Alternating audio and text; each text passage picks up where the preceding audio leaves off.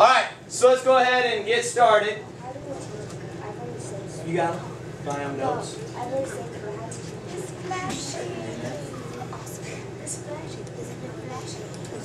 Yes. No, you don't have to. No. It goes back to. Okay, then maybe it's not letting you in it. Maybe there's some copy. You'll have to change it at home. Okay? Alright. Is everybody set? Who is not set with your notes?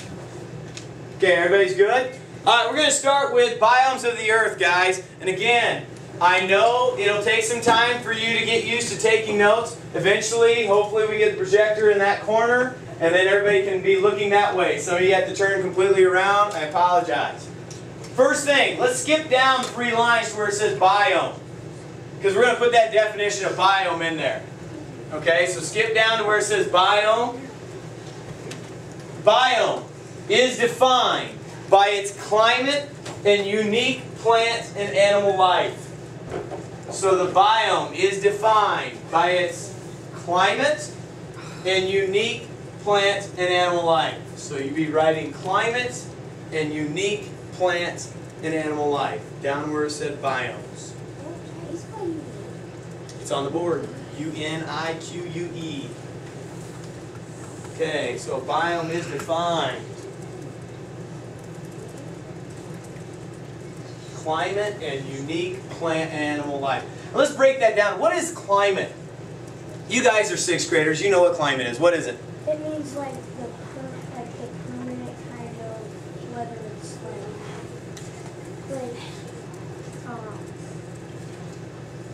like it's the weather that stays there. Okay, the climate is the type of weather that it's going to have. Just click this button right here. The climate is the type of weather that it will have, guys. It's talking about the precipitation, how much rain it's going to get. The climate is talking about, you know, how hot, how cold, how much moisture is in the ground.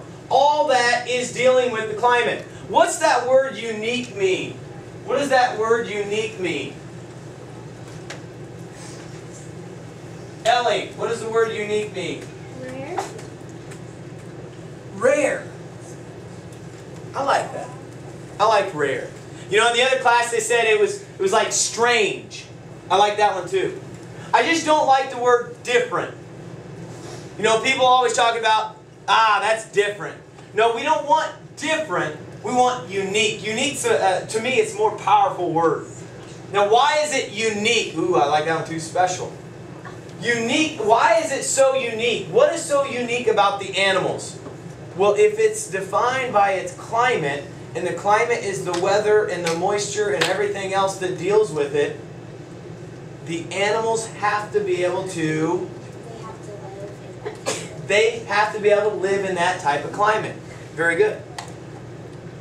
Alright, back up to where it says 2 areas. Aquatic and land. Yeah, you want to type on that one. You want to get rid of this one.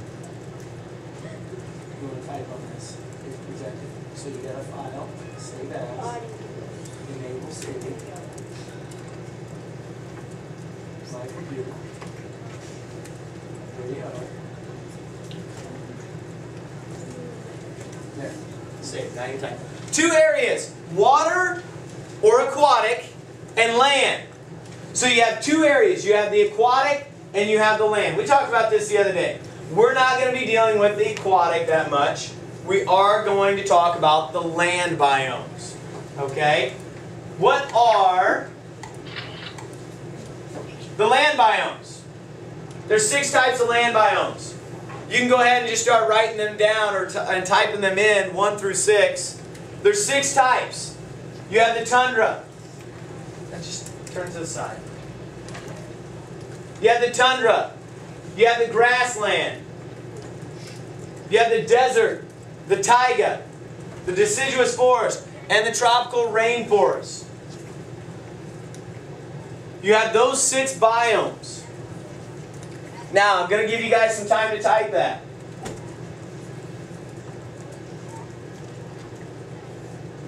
It does not matter what order you put them in. It just does not matter at all.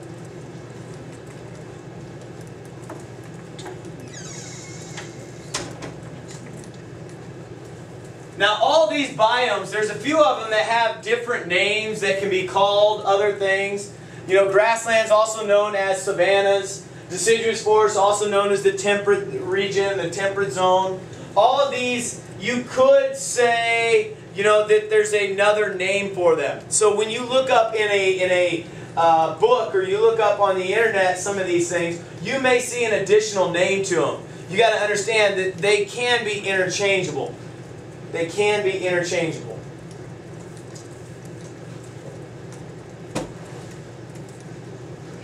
I'm seeing most of you guys have all 6 now. You may want to scroll down when you get all 6 and notice in the notes, we're going to go through each biome one by one. We're going to go through each biome one by one. And what are we going to look at? We're going to look at the rainfall. We're going to look at the plant life. We're going to look at the animal life. And then in doing that, we're going to see what special needs do each animal, each organism have to live in that biome. Yes? Mine went all over. I was typing something and then all of a sudden Did you enable the editing? Okay. No, that's fine. So you just move them around. That's fine. You must have, when you were clicking, it must have like drag, copy, paste, and you didn't know you were doing it. Sometimes, guys, you have to be really careful when you're clicking and moving around, because if you accidentally click and hold it too long, you're basically highlighting and you're saving everything that you're going to touch, and then you move it. And you do it without thinking, and you're like, oh no. If that ever happens, you can just click undo at the top of the page. And then it'll usually take you back to where you were. Alright, today we're going to start with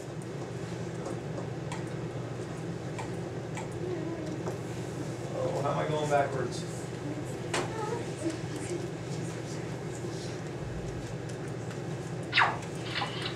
Alright, we're going to start with the tundra. Starting with the tundra today. 10 inches of rain per year. Now you don't have to put on there 10 inches of rain per year. That's fine if you do. But everything we're going to talk about when we talk about precipitation, we're going to talk about per year. Is 10 inches of rain a lot of rain? It is if it comes down all at once. 10 inches is a lot of rain if it comes down all at once. But this is per year. In the tundra, do we have rainfall that comes down all at once in 10 inches of rain? No. What region of the world are we talking about when we talk about the tundra? Where are we talking about here? Miss Troyer, where are we talking about? Where's the tundra located? We all know this. Come on. Where's it located?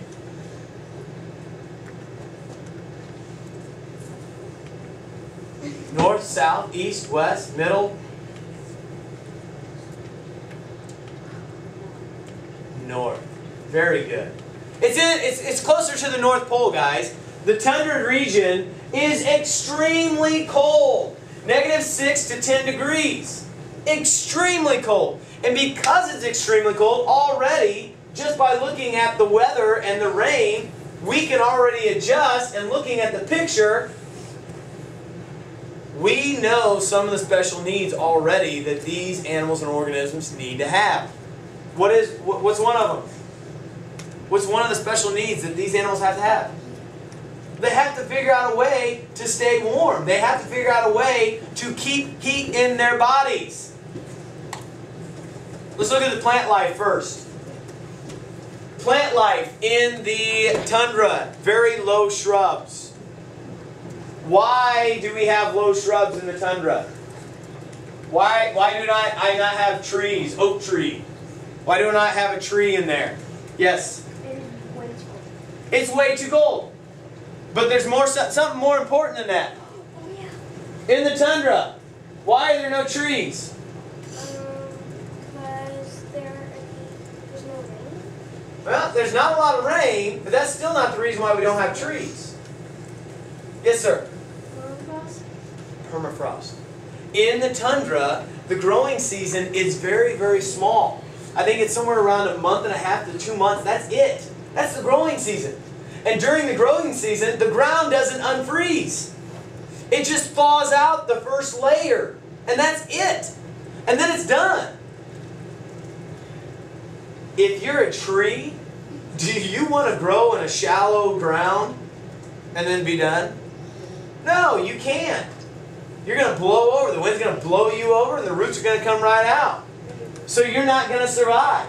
You have to be a low-lying shrub. You have to be something that stays close to the ground. You're not going to see trees. You're not going to see any of that stuff. Mosses and lichens are also very common. Why are mosses? What's special about mosses? Do they have a big root system? No. No. Basically just grow on wet things. Yeah.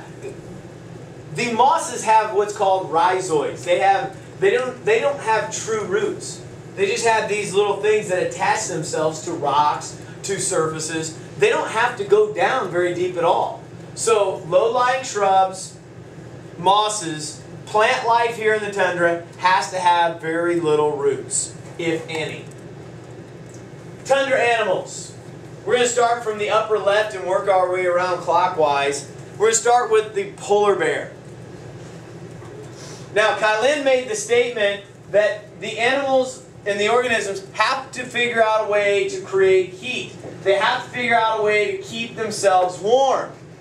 The polar bear has done just that. The polar bear has like this layer of fat around its entire body that keeps it insulated. So when it goes swimming in the Arctic, which is cold, when it goes swimming, it can swim for long amounts of time because it has that layer of fat surrounding its body, keeping its vital organs cool. If we went swimming in the Arctic, we would develop hypothermia and die. We get so cold that our internal organs would start shutting down on us. We can't survive. They can. That's a special adaptation they have. In the news, the polar bear has been in the news lately. Last year, it was a big announcement that the scientist, I can't remember, the Endangered National Organization of Wildlife, Endangered Act, they made a claim that by the year 2025, we will probably not have a polar bear in the wild. You'll only see them in the zoos. And so, with that being said, you know, animals out there that are endangered, and there's a lot of them out there, their lands are depleting, their food source is getting shorter, and part of it's doing because the glaciers, the area that they're using to hunt is melting backwards, and as that's melting backwards, it's causing their land to go away. So they're getting fewer and fewer, they're getting stuck onto a mainland that there's not as much food source. The yak. The yak's off to the left here. The yak doesn't necessarily, he has the layer of fat as well, but he also has the hair, the long hair that allows it to shed the snow and shed the cold. Then we have the golden eagle. Yak, Y-A-K. You should be typing this. Now, do you have to type every animal? No. But if you want to make sure that you've covered all the basics in your notes, yeah, I would have every animal in there. Do you have to have everything that I'm saying about the animals? No. You can just have the list of the animals and try to remember the stuff we talk about them. The golden eagle. The golden eagle, what's special about the golden eagle is the golden eagle isn't truly gold. It's more of a brown color, but think about it. If it's in the snow, the sunlight is shining down on the eagle as it flies, and the sunlight hitting the snow, bouncing back up, hitting it underneath as well. What color is brown when it's really, really lit up? What color does it look like? Gold. Okay? Hence the name, the golden eagle. Last animal we have is the gray wolf. Gray wolf is common to a lot of different biomes. We put it in this biome because this is the biome that it basically has moved to. It used to be, the gray wolf used to be prominent in the United States. However, it was driven out. It was driven out of the United States back when everybody was moving westward and started trying to grow, cattle farms and ranches out in the west. And they started just shooting them on sight because they were really good hunters. And I believe that the gray wolf is also second on the list of best hunters of all the animals. They are the best hunters of all the animals, second best. Of course, the first best is the African wild dog that we're going to learn about later when we talk about endangered animals of Africa. Isn't that a dingo? No, it's not a dingo. African wild dog is a Cape hunting dog, and it's totally different than a dingo, totally different than a hyena. Okay? All right. Stop right there. Save. Save your notes.